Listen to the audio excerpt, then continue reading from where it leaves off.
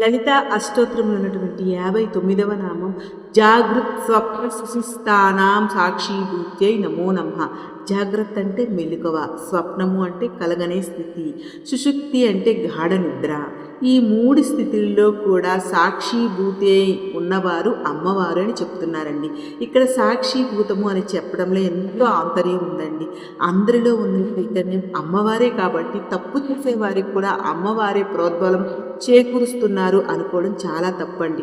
ఒకరింట్లో ధనం ఉంటే ఆ ధనం కొంతమందిని దానం చేస్తారు, కొంతమంది దానం చేస్తారు, కొంతమంది జూదం వాడతారు ఆ ధనంతో, ఇంకొంతమంది విచ్చలవిడిగా ఖర్చు పెట్టేస్తారు. ఇలా రకరకాలుగా ధనాన్ని వెచ్చిస్తూ ఉంటారు. దానం చేయడం వల్ల వచ్చే పుణ్యం కానీ జూదమాడడం వల్ల వచ్చే పాపం కానీ ధనానికి మాత్రం అంటదు.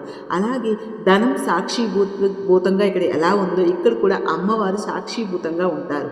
మనం కలగంటాం రాత్రిపూట, ఆ కళ ఉదయం పూటకి మర్చిపోతాం మనం మెలకువ రాగానే. అంటే స్వప్నావస్థలో ఉన్నది జాగృతావస్థలో మనకి తెలియదన్నమాట.